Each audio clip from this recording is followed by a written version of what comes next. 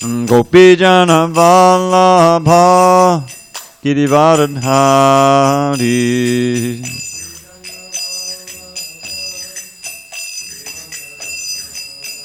Jaya Gopijana Vallabha Girivaradhari.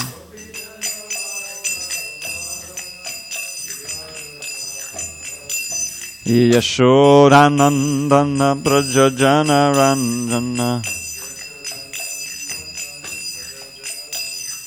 Yashodanandana Prajajana Ranjana.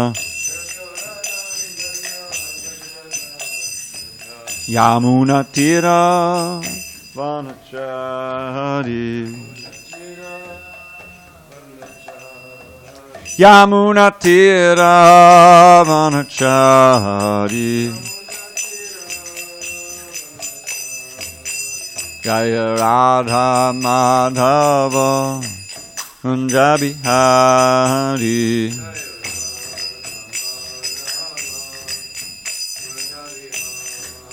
And Jaya Radha Madhava Kunjabihari.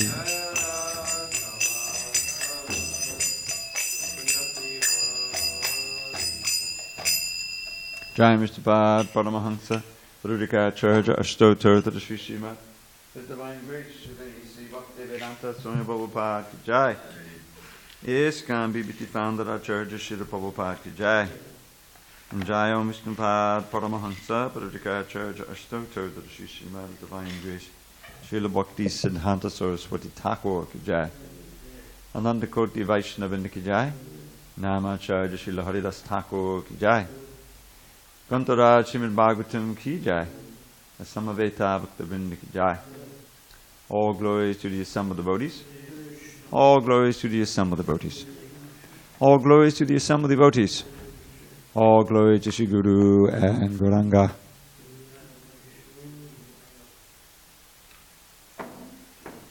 Narayanam Namaskritya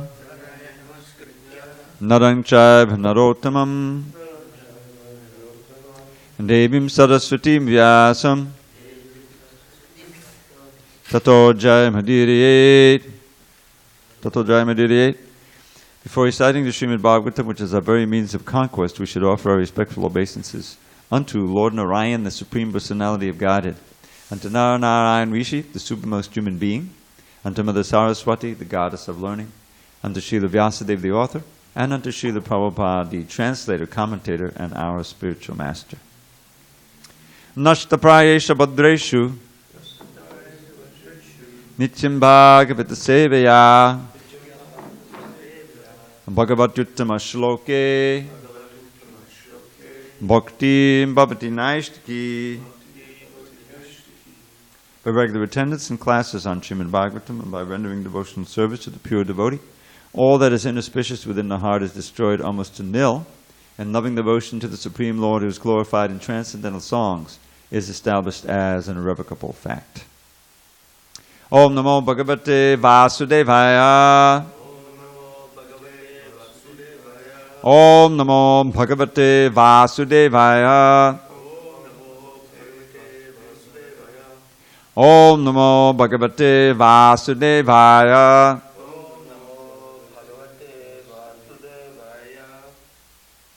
Hare Krishna. On this 8th day of November 2017, in SanDiego, we're reading from Srimad Bhagavatam, translation and commentary by His Divine Grace A.C. Bhaktivedanta Swami Prabhupada. We are in Canto 3, The Status Quo, Chapter 27, Understanding Material Nature, text number 11. Muktalingam sadhabhasam asati pratipadyate sato bandhum satchakshu savanusyutam advayam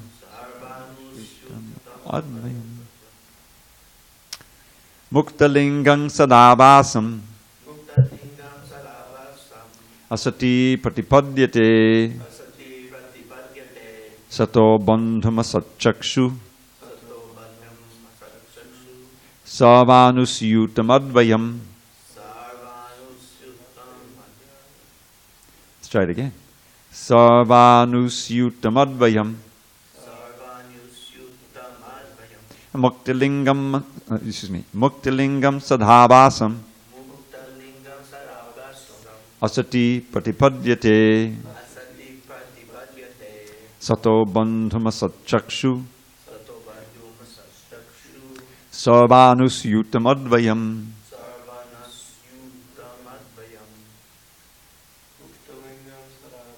Muktilingam sadhabasam asati pratipadyate sato bandhuma satchakshu sarvanusyutamadvayam Muktilingam sadabasam asati pratipadyate sato bandhum satchakshu sarvanusyutamadvayam Muktilingam sadabasam asati pratipadyate sato bandhum satchakshu sarvanusyutamadvayam Muktilingam transcendental Sat Abhasam manifest as a reflection Asati in the false ego Pratipadyate he realizes Sataha Bandhum the support of the material cause Asatchakshuhu the eye or revealer of the illusory energy Sarva Anusyutam entered into everything Advayam without a second. Translation. A liberated soul realizes the absolute personality of Godhead, who is transcendental and who is manifest as a reflection even in the false ego. He is the support of the material cause, and he enters into everything.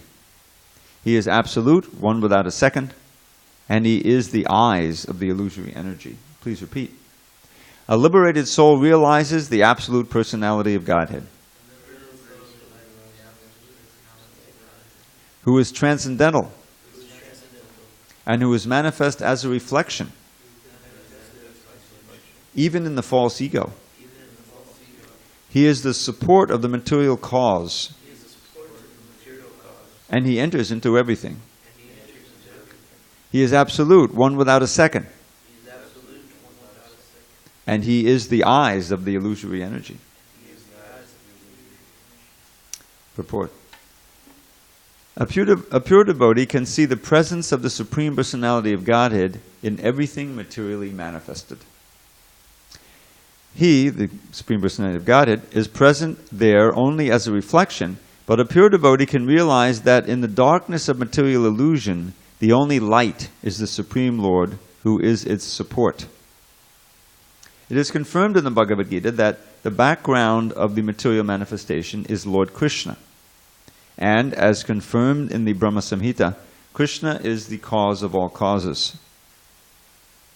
In the Brahma Samhita it is stated that the Supreme Lord, by his partial or plenary expansion, is present not only within this universe and each and every universe, but in every atom, although he is one without a second.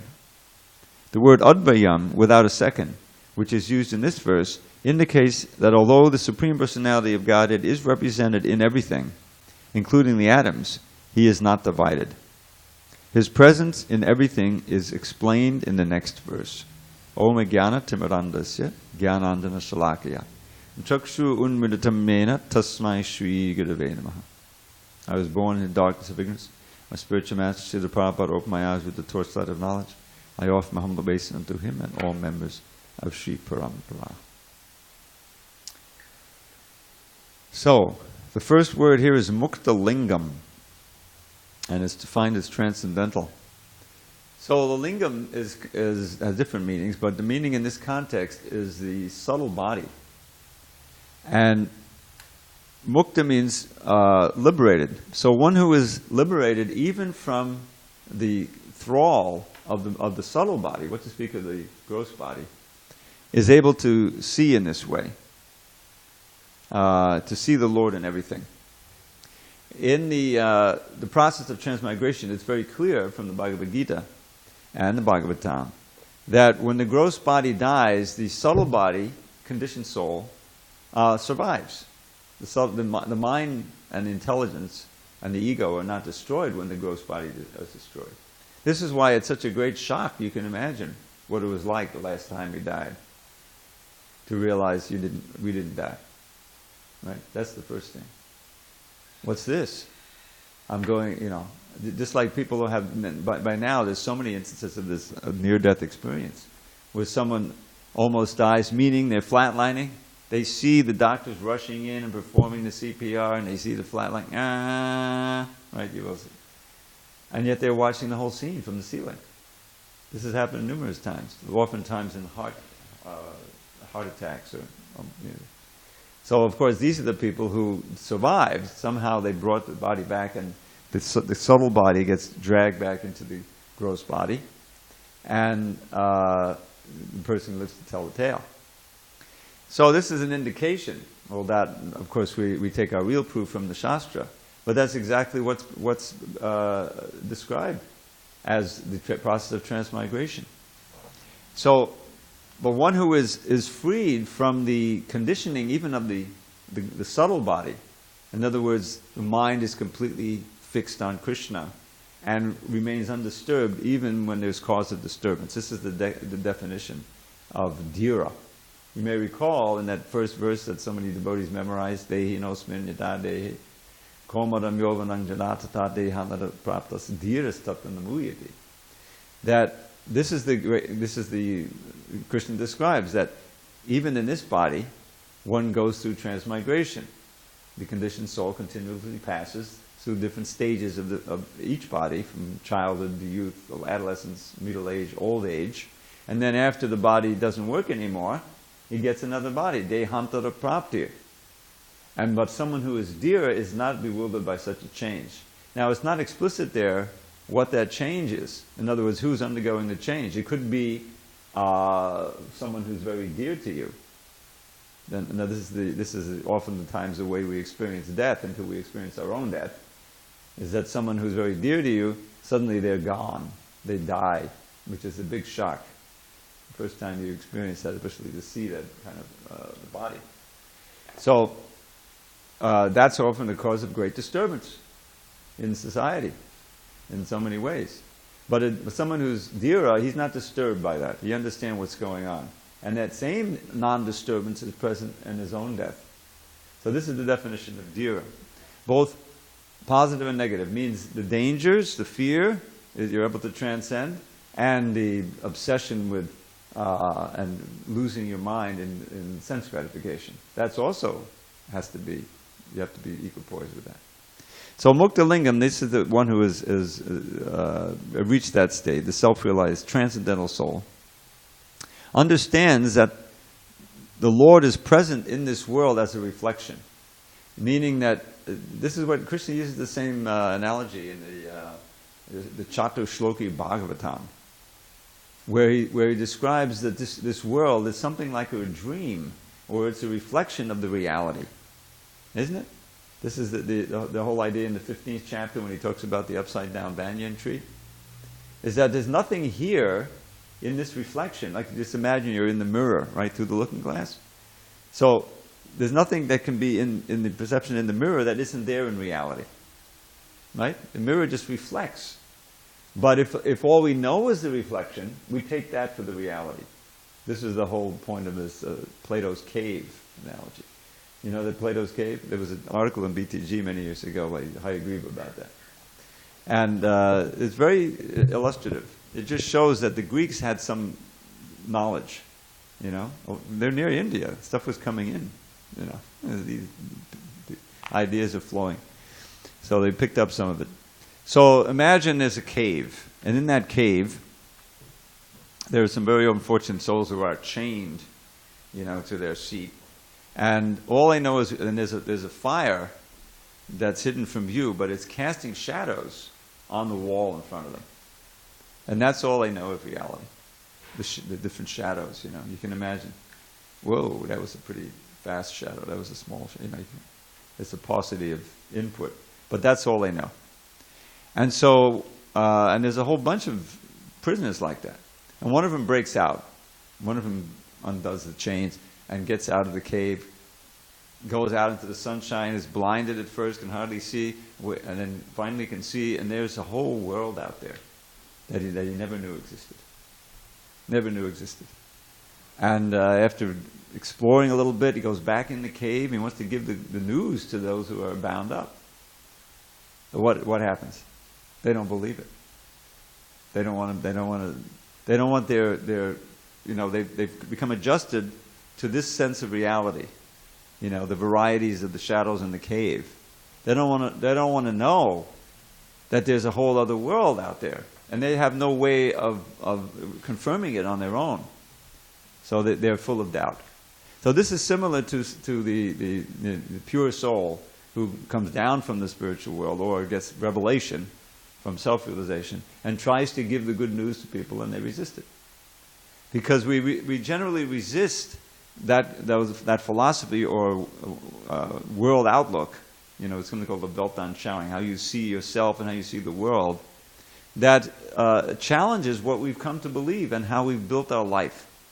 You build your life on one sense of beliefs, and someone comes to challenge that, you become angry, or you're doubtful, or you turn your back. You don't want to believe it. Because it upends your whole sense of who you are. So that's what's going on in this material world, is that we have this false ego, this idea of the ahankar, means a false sense of self, which around that we build our whole world. And it's a shock every time we die that is destroyed. That is, But while we're in this specific body, we completely build our world around it. So a liberated soul realizes the absolute personality of Godhead. Now, how is that? Because we've learned to look through the phantasmagoria. In other words, he sees the tree, or he sees the ocean, but immediately he sees the personality of God behind it. This is the whole point of the 10th chapter of the Gita. Arjuna wants to know, how can I see you in this world? Yes, after accepting Krishna as the Supreme Person, Param Brahma, Param Dhamma, Pavitram, Paramam Bhavan. This is the 12th verse of the 10th chapter.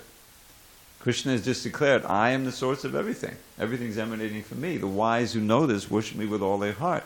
They always think of me, they dedicate their lives to me, they're always glorifying me amongst each other, experiencing great happiness and bliss and satisfaction.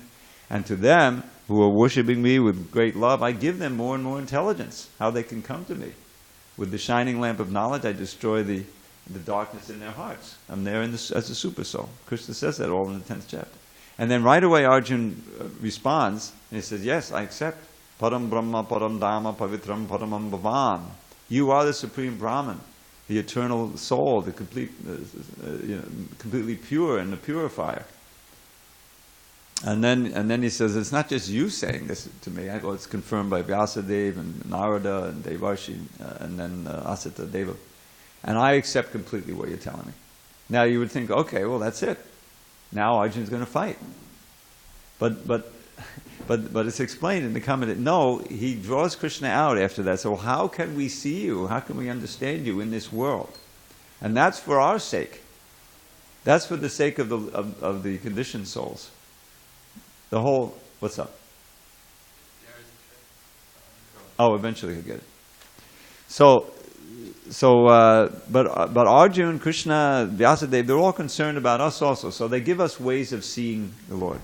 And in this particular chapter, he's describing how he is the best of everything, the most glorious, the most powerful.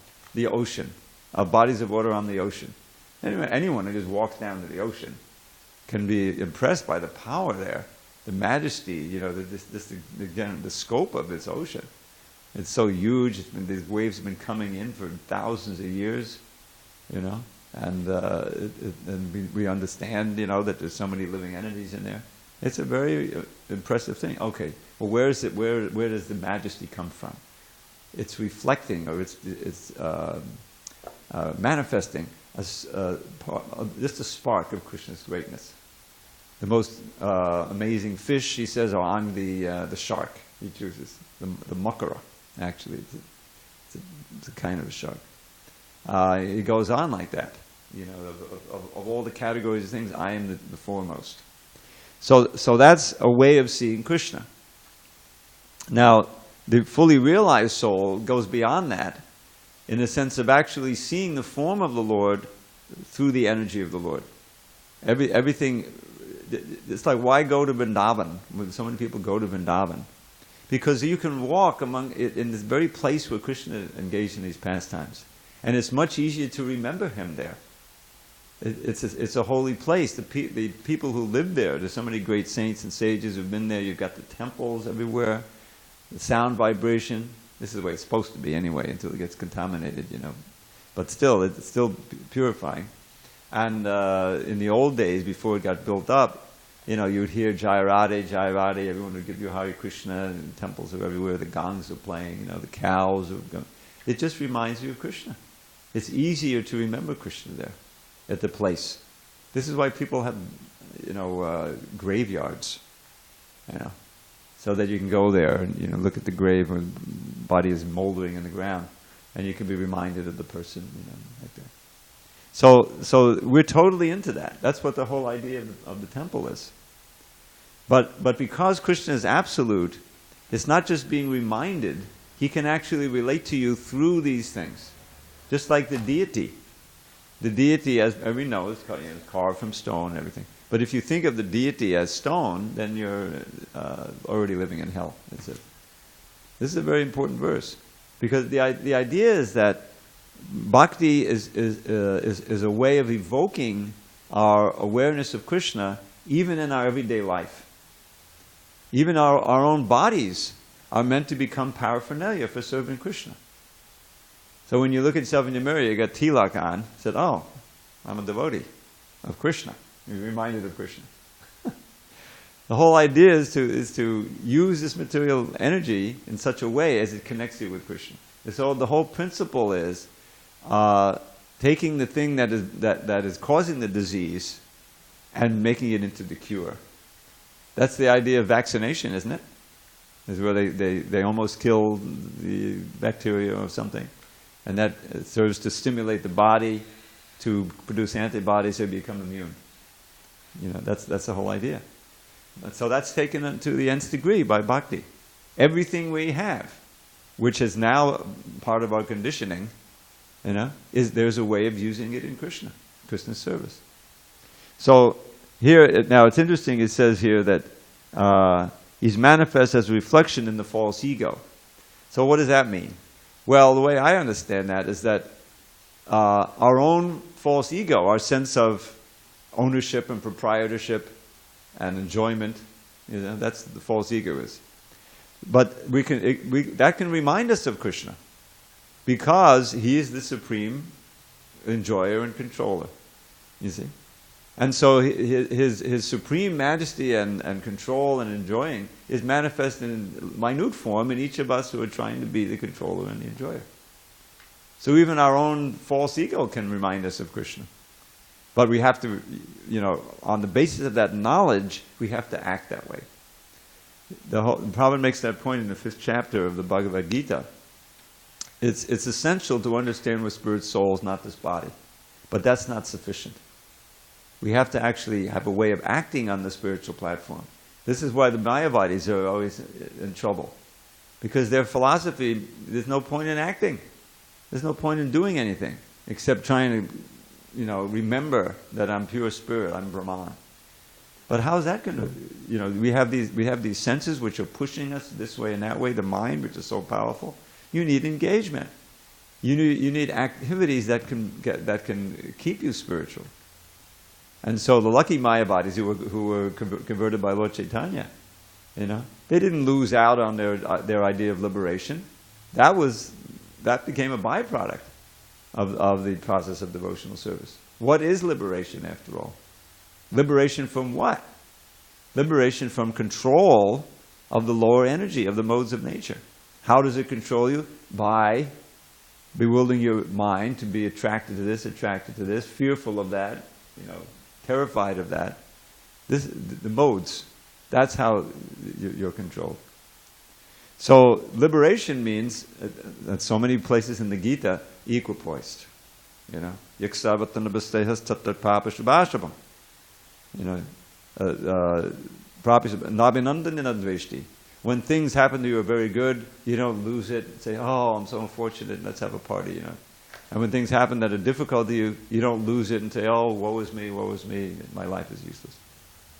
In other words, equipoise in happiness and distress. That can only be attained if you are on the spiritual platform, connected to Krishna, tasting the nectar of Krishna consciousness. That was one of the main verses in this Sadhu Sangashtaka, which we read a few chapters ago, where he says, how does it go? Marashraya katam rishta shinvanti katayantita cha tapanti vavadastapa naitan mangadachetas. That hearing and chanting, absorbing oneself in the wonderful sound vibration of the holy name and all of the millions of things that expand from the holy name. The Shastra, understanding the holy name as Krishna himself, right? That's our foundation, that's our refuge. But there are so many beautiful vibrations. Just today I was dipping into some of the old things I memorized many years ago.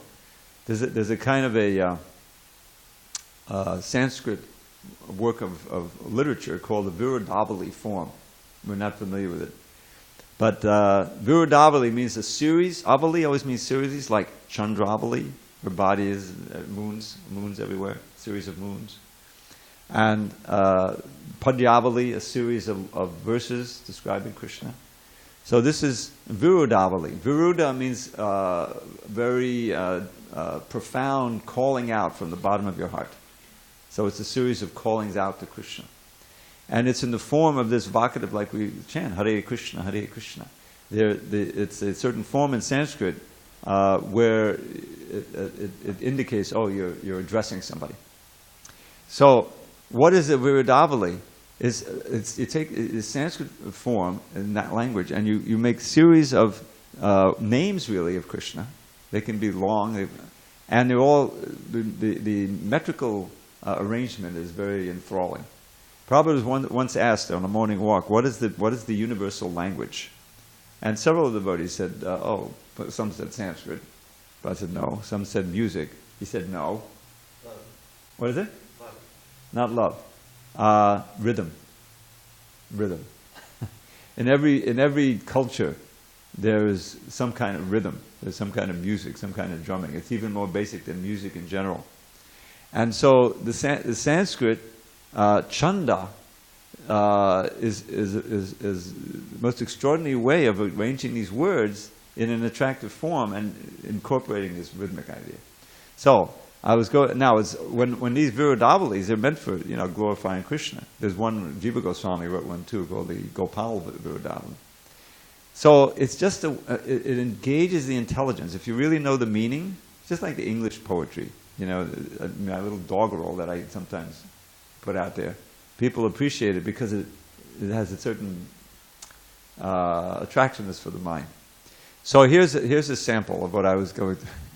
It's all a way of saying, well, here's how the great acharyas have given us ways of remembering Krishna that don't require any paraphernalia, except your mind and your tongue and your ear. So here's an example. It says, Amala kamala duktikanda na pata pata nata na patima da tukunda di pata bana nabuku valaya kula sunda da ducha bata ganata da duba mata panda da pata. It goes on like that. And they rhyme also. So what does that mean? If you know what it means and the meaning is in your mind, you can't forget Krishna. You're absorbed. Amala kamala duktikanda na pata pata. So what that idea is, that's a name, believe it or not. It's in the form of a name. Oh, Krishna Hua. Amala kamala means a pristine, beautiful lotus. Amala means without defect or without impurity. Ruchi, the beauty of the most beautifully grown lotus in the lake or the river. Kandana patapada. Your feet, which are so expert at dancing and beautiful, completely destroy and eclipse the beauty of the most pristine, beautifully grown lotus in the lake. So that's an idea. It's a name, if you get absorbed in it. And then after that,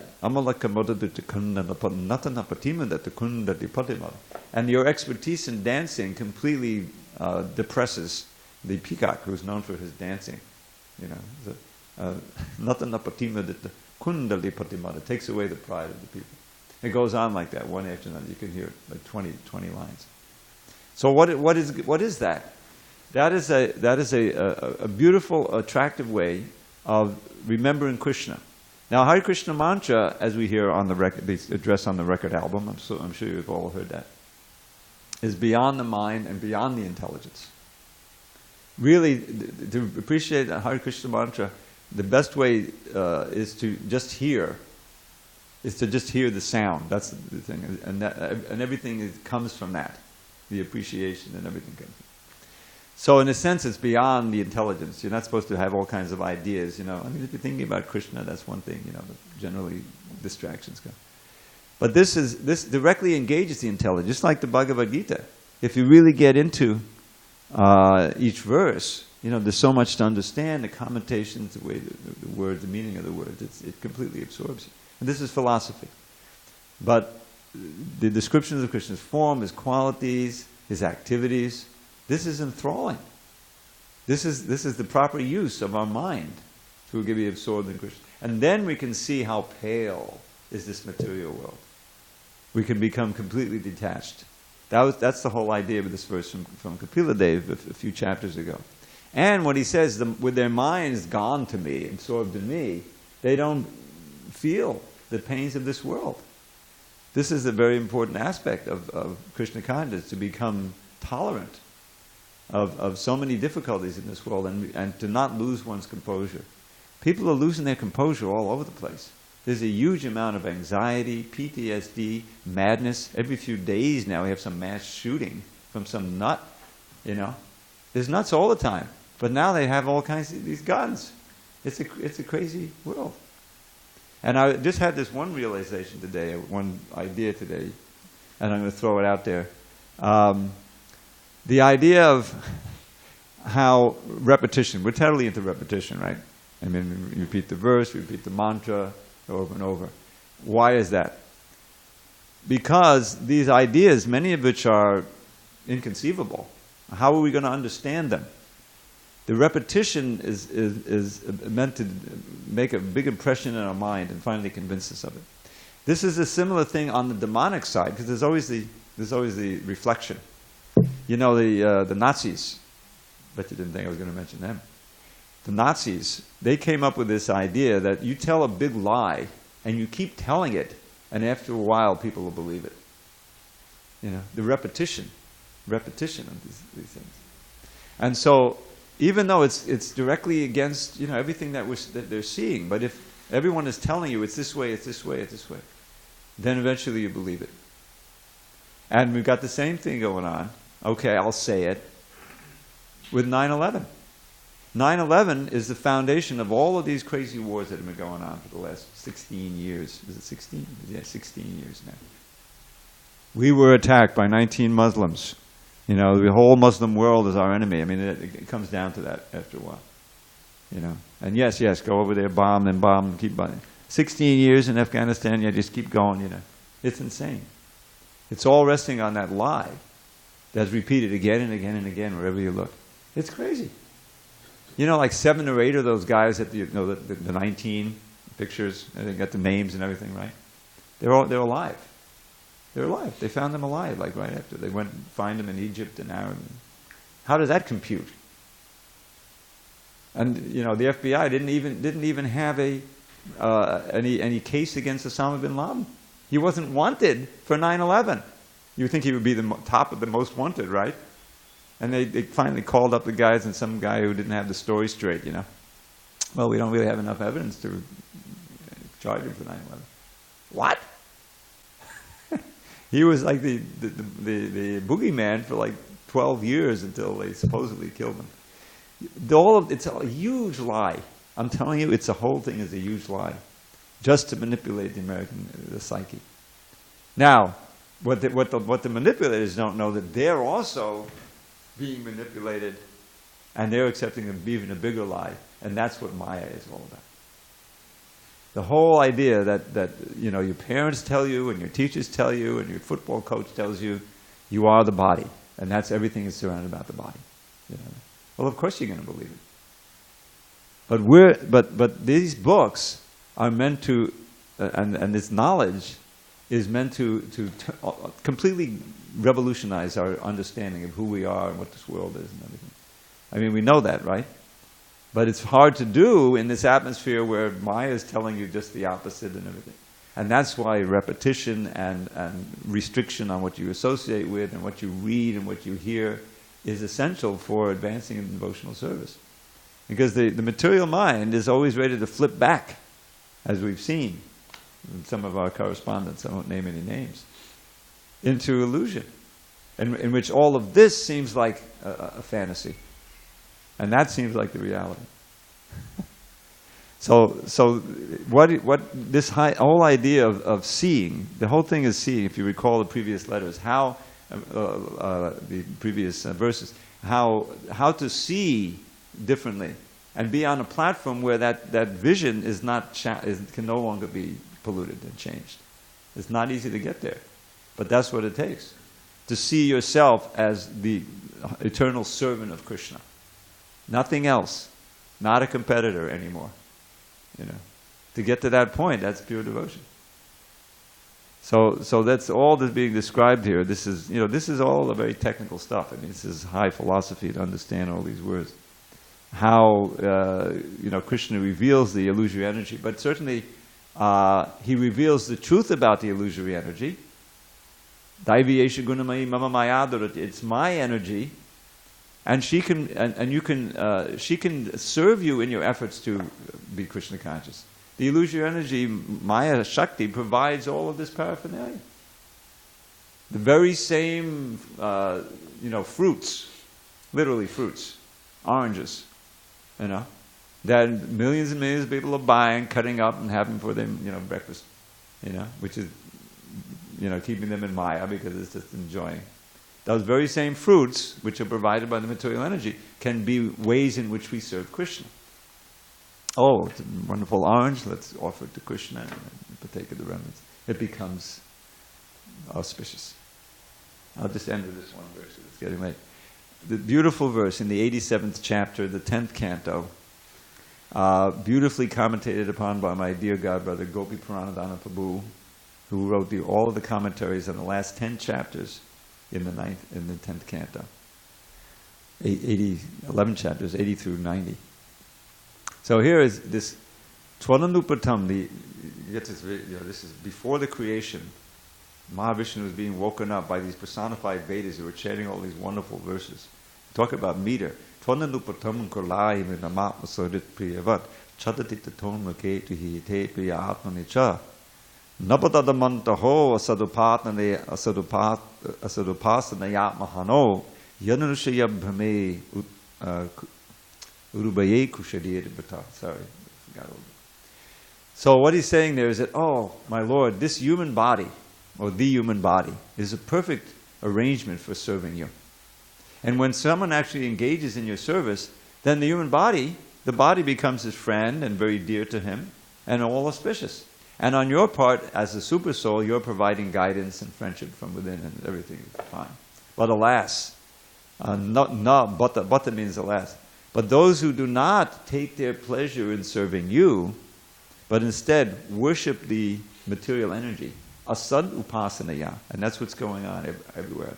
They're worshiping the material energy, and this is apmahano, which is virtual death for the soul. In other words, postpones your self-realization for millions of years. Asadupasana atmahano, then what's their result? They have to wander around its universe and through different species, taking very fearful, bad kusharira, inauspicious bodies. Alas, at the end of the last verse. In other words, a very fearful situation when you cut yourself off from Krishna and you don't use the body for that. The body becomes a source of pleasure. You try to enchant it, but it's also the source of all your suffering. and then you lose the human form like that. So this is the whole thing in a nutshell in that one verse.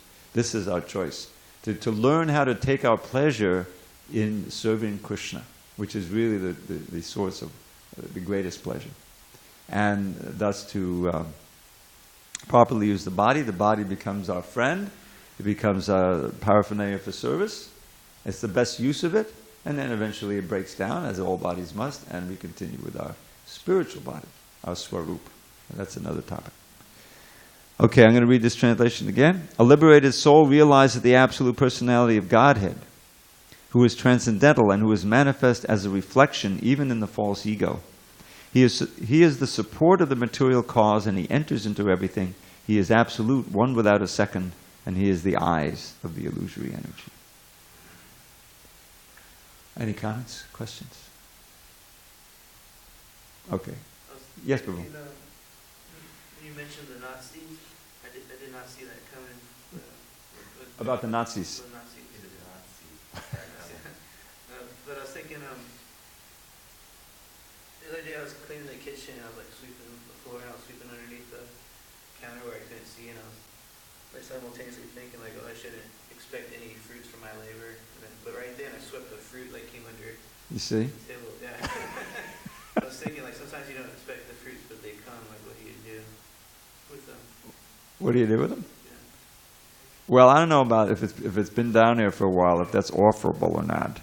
But anything that probably the fruit of your labor there was that the kitchen got cleaner, and and you're cleaning your heart. That's the real fruit.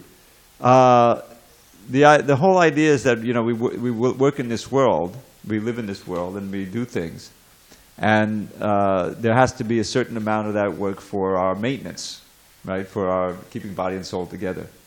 Well, the wonderful thing, when you're part of an ashram, that's kind of taken care of to a great degree, and the whole value, the whole great treasure of living in an ashram rather than out there, is that you can devote more of your time and energy to the actual devotional service. And whatever you do, for the upkeep of the temple or anything that is truly done selflessly, that's part of devotional service. So it's actually a very auspicious position to be in. Although sometimes you think, oh, I wish I had this, I wish I did that, But this is a very fortunate position. I mean, I had, when I joined, I was trying to do it on the outside. I had, it was unusual in that I was living alone, I was a vegetarian, I was actually trying to be a raw foodist, which was very difficult. And I was practicing yoga, and I got into chanting, and I had my job, a little bank account, a little car, a little apartment. But I couldn't do it. I couldn't, because I was still conditioned soul, and I didn't have any association, didn't have the deities and everything. Eventually I said, if I'm going to do this, I'm going to have to dive in and do it full time, and that's what I did, and I never looked back.